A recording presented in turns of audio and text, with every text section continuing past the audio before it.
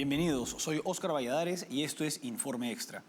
Hoy vamos a analizar las acciones de los hutíes en el Mar Rojo. Los hutíes son una milicia yemení de orientación chiita auspiciada por la República Islámica de Irán, que en los últimos días ha intensificado sus acciones en contra del comercio marítimo en esta región. Para analizar este tema nos acompaña César Sabas, geopolitólogo y analista político especializado en el Medio Oriente. César, gracias por acompañarnos.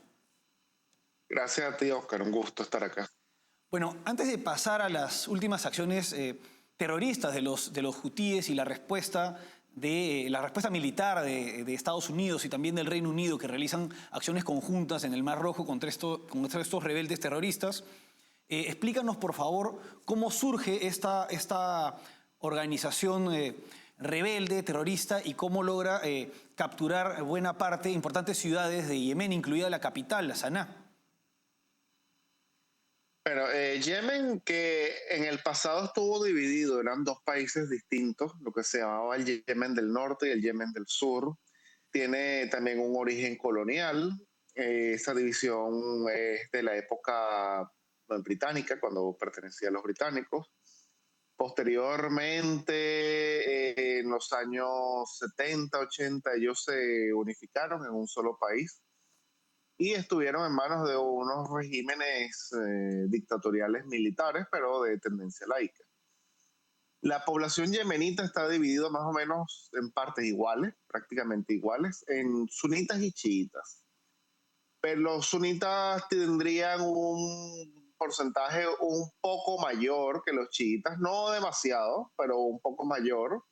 Y los chiitas vendrían siendo entre un 45 y un 47% de la población total del Yemen, concentrados principalmente en lo que se conoce como el Yemen del Norte, que no es tan exacta la división norte y sur, geográficamente vendría siendo más bien oeste y este, pero ¿por qué se le llama norte y sur? Porque la capital del Yemen del Sur estaba abajo de, digamos, de esa franja montañosa del Yemen, y es el puerto de Adén.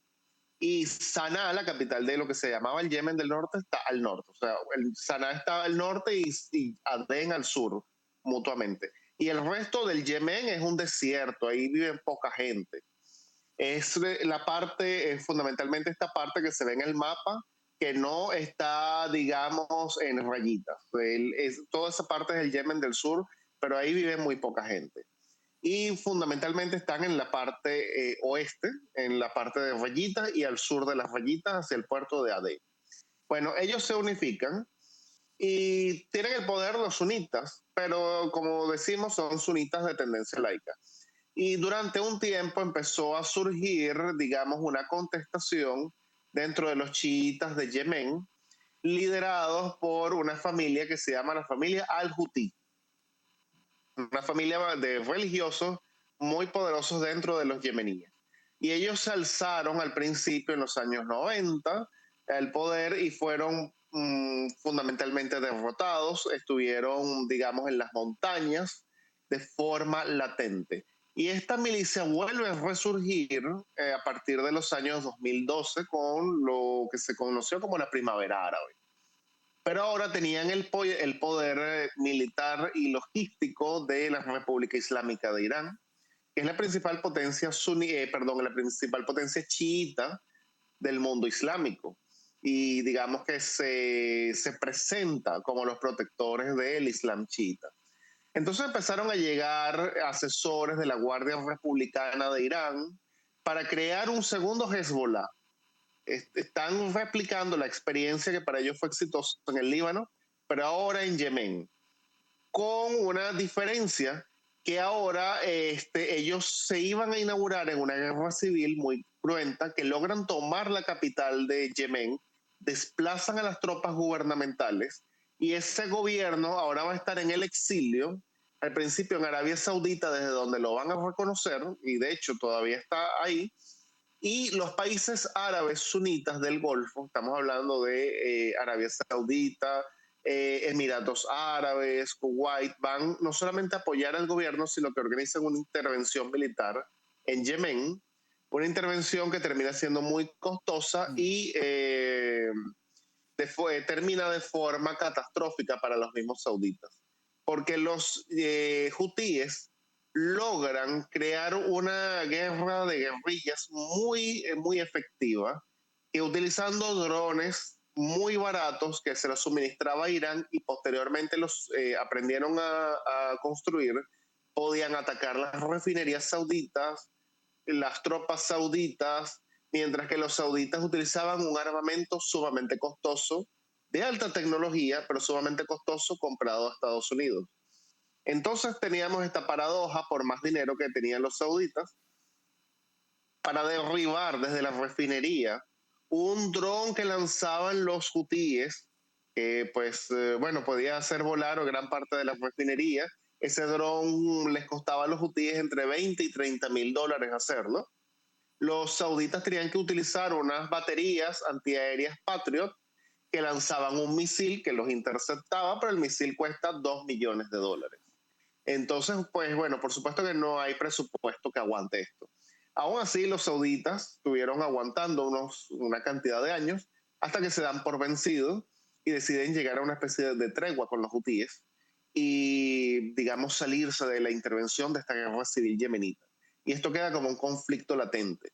Pero este conflicto le dio a los hutíes, y hablamos de los hutíes, que son estos chiitas que se alzan en armas. Su verdadero nombre es Ansarallah, pero lo llamamos los hutíes porque están dirigidos por la familia al-Hutí, y pues le deben lealtad a ellos.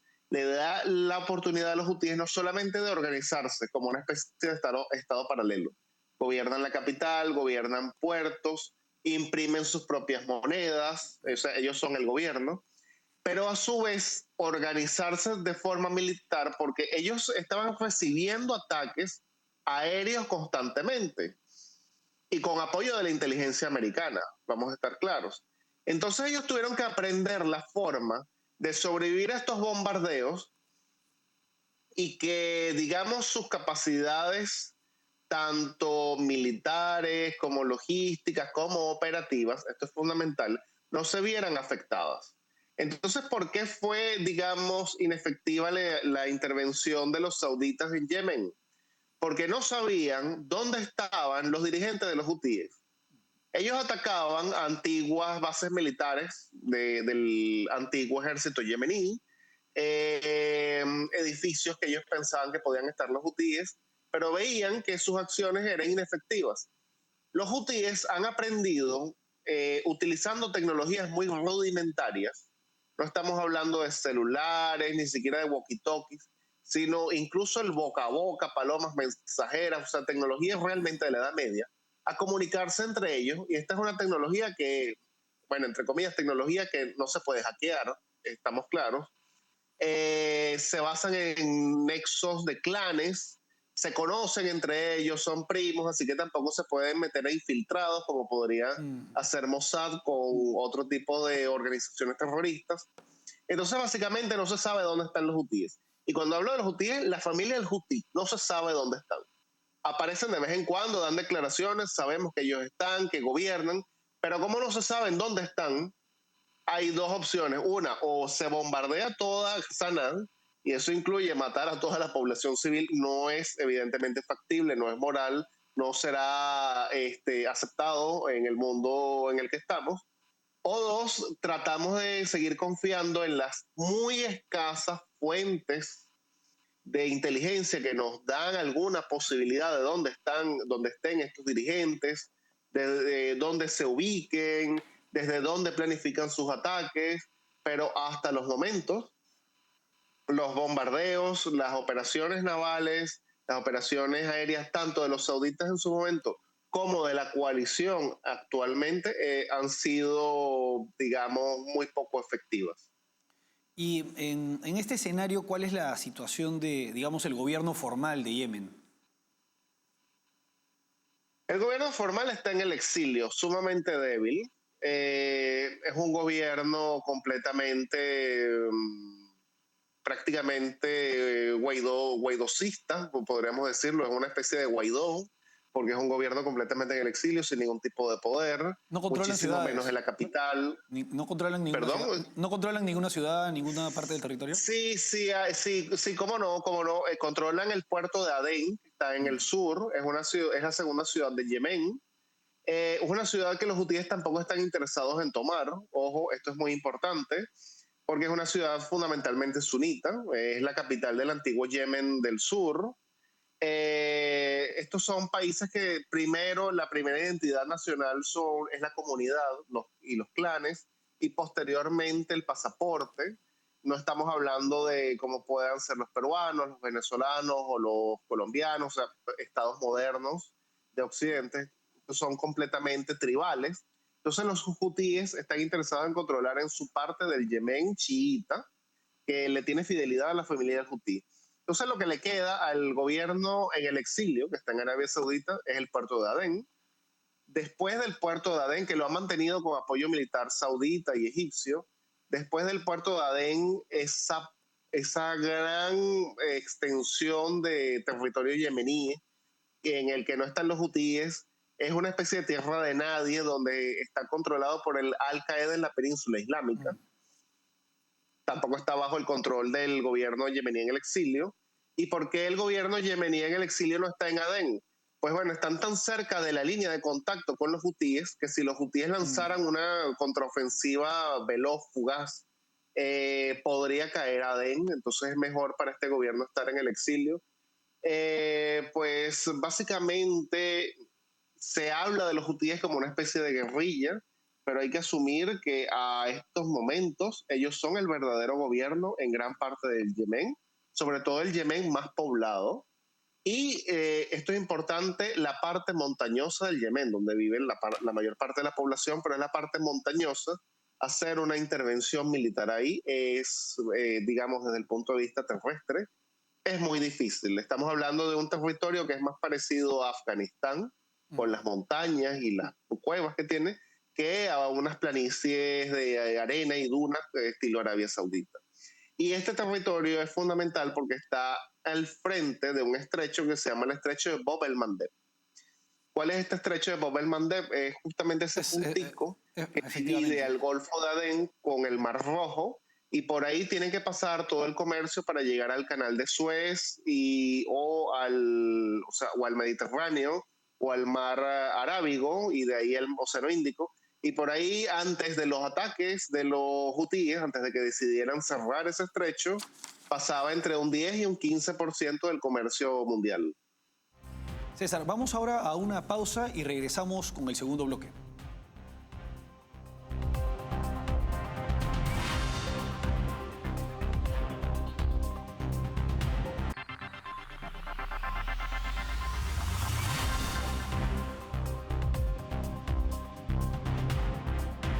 Seguimos en Informe Extra analizando las acciones de los rebeldes hutíes en el Mar Rojo, acompañados por César Sabas, geopolitólogo y analista político especializado en el Medio Oriente. César, en el bloque anterior mencionabas que organizaciones terroristas de esta naturaleza son más fieles al clan que a la nacionalidad. Y en este punto toca mencionar un tema que es bastante interesante, que es la división en el Medio Oriente de sunitas y chiitas.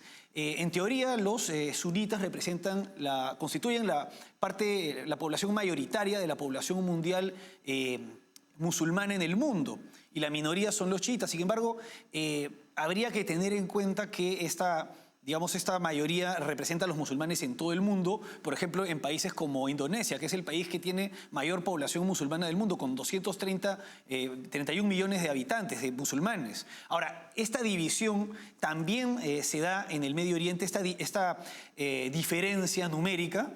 ¿También en el Medio Oriente los sunitas son una mayoría abrumadora, o esto se da si es que se hace el conteo a nivel mundial? Sí, también en el Medio Oriente los sunitas son mayoría, con una excepción que no es menor.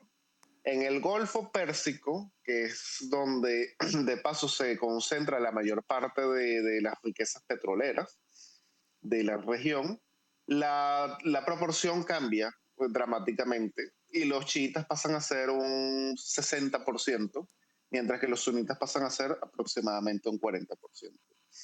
Y pongo un ejemplo que es fundamental. Arabia Saudita es la principal potencia sunita del mundo. No digo por número de habitantes, porque por número de habitantes sería Indonesia, pero digamos, pues bueno, tiene las ciudades sagradas del Islam, tiene un gobierno teocrático sunita, son los que expanden el sunismo. El sunismo en Arabia Saudita es un 90% y tienen nada más un 10% de chiitas. Pero ¿dónde se concentra ese 10% de chiitas? Es su costa del Golfo Pérsico. Y ahí es donde están sus pozos petroleros, fundamentalmente. Entonces, sí, a nivel del Medio Oriente todavía los sunitas son mayoría, pero en esa zona tan estratégica la proporción cambia y empiezan a ser en el Golfo Pérsico, justamente en el Golfo, y sobre todo gracias a Irán, el inmenso país de Irán, y a Irak, el sur de Irak, un país que tiene ahorita, en estos momentos, una explosión demográfica muy fuerte, y la mayoría de la población de Irak son chiitas, hacen que los chiitas sean mayoritarios en esta zona. Ahora, una acotación que quiero hacer, cuando decía que era más importante, digamos, la pertenencia a un clan y a una comunidad que la misma nacionalidad, no hablaba como tal solo de los grupos terroristas. Esto es un fenómeno que se da en el Medio Oriente como tal, porque recordemos que estos son estados más o menos artificiales, salvo países como Irán, que tienen una tradición milenaria, pero lo que es Yemen, Siria, Líbano, son países que son muy nuevos, son creados por básicamente fronteras diseñadas desde Europa, y muchas veces un libanés o un sirio sunita se tienen mucho más entre sí que con un sirio de otra religión o de otro clan, y lo mismo pasa entre los yemeníes. Por ejemplo, tenemos a los chiitas y tenemos a los sunitas yemeníes. El sunita yemení se siente mucho más cercano de los saudíes que de los mismos yemeníes chiitas, porque tienen toda una historia conflictiva entre ellos. Ahora, en el bloque anterior estabas mencionando que las acciones militares contra los hutíes están siendo ineficientes porque, en primer lugar, son muy costosas y, en segundo lugar, por la ubicación geográfica en donde están sus bases, que es difícil encontrarlos, ¿no? Y en este escenario, en una entrevista anterior mencionaste algo que también han estado señalando los medios de comunicación, pero especialmente pusiste énfasis en que la estrategia de la administración Trump de presionar a la República Islámica de Irán, considerando los ataques hutíes como un ataque de Irán a fin de que paren de suministrar armamento a los hutíes. ¿Qué tan eficiente está siendo esto? Sí, como bien mencionabas, ellos pertenecen a digamos, una facción diferente de chiismo, una facción diferente del chiismo, y no estarían tan subordinados como, por ejemplo, si lo está Hezbollah. Y en este caso hay una diferencia porque, pues bueno, así como el Islam se divide entre chiitas y sunitas fundamentalmente, después entre ellos vienen otra gran serie de subdivisiones. Igual que podemos decir, por ejemplo, católicos y protestantes, pero los protestantes no son uno solo, entonces tenemos anabaptistas, luteranos, etcétera. Pues lo mismo termina pasando con el chi. Los hutíes son chiitas, pero no son duodecimarios. Los iraníes son chiitas duodecimarios y creen que este ayatola que ellos tienen es, digamos, el imán que está encargado de dirigir a la comunidad musulmana. Los chiitas yemeníes no tienen eso. Así que entre Irán y los hutíes hay una alianza muy estrecha, pero no esta subordinación espiritual. Y aquí es donde, digamos, hay una gran diferencia. Así que si los hutíes dependieran al 100% de los suministros de Irán, podrían los iraníes, en este caso estoy hablando de algo material, no espiritual, ojo, estoy hablando de suministros, los iraníes podrían decir, oye, me interesa que pares esta guerra porque si no te corto los suministros. ¿Cómo hace Estados Unidos con sus aliados? Vamos a estar claros. Pero si los hutíes a estas alturas no dependen de suministros iraníes, sino que han aprendido ya ellos a hacer sus propios misiles y sus propios drones, Irán tendría poco margen de, digamos, presionarlo. Y es probable que estemos ya en este punto, porque con la coalición internacional, tanto la actual como la anterior, la de los árabes, se buscaba aislar Yemen de Irán y hacer un bloqueo naval. Así que es muy probable, ojo, es muy probable, no estoy seguro, pero es probable que los hutíes ya hayan aprendido a sobrevivir sin la dependencia excesiva de Irán. Y algo que están haciendo los americanos para tratar de presionar más a Irán es que los bombarderos estratégicos 2V son unos bombarderos, digamos, planos, que la gente los puede más o menos reconocer porque parecen una especie de platillos voladores. Son de tecnología furtiva, es decir, el radar no los puede identificar. Ya han llegado a una base en el Océano Índico que se llama Diego García, que está en manos de los británicos, pero los británicos le cedieron la base. Y desde esa base, pues los bombarderos pueden bombardear a Irán. Es muy poco probable que esos bombarderos se vayan a utilizar en contra de los hutíes, porque estamos hablando de unos aparatos sumamente costosos. Incluso la hora de vuelo es sumamente costosa. Bueno, para hacer un avión que sea invisible a los radares es porque es costoso. Así que es probable que esto sea un mensaje a Irán de que alguna acción militar puede estar acercándose. Ya no solamente con el tema de los hutíes, sino también con el tema de el programa nuclear iraní, que sería ya otro aspecto. Pero hasta los momentos los hutíes no están parando los ataques en el Mar Rojo. E inclusive han atacado el portaaviones americano Truman. después de que los norteamericanos lanzaran el bombardero, el portaaviones fue atacado. Ojo, no tuvo daños, porque estos son barcos muy bien protegidos. Pero el hecho es que los hutíes han demostrado que no tienen intenciones de parar. Por lo menos por los momentos no tienen intenciones de parar. Sí, y este portaaviones ha sido atacado varias veces. Si bien no están teniendo éxito en sus ataques, sí se dan el lujo de atacar a un objetivo importante como es este portaaviones, cuyo comandante en un momento señaló el año pasado que en los últimos 6 meses, según diversas noticias, nos han hundido 2 o 3 veces, ¿no? Lo dijo con ironía. En fin, vamos ahora a una pausa y regresamos con el último bloque.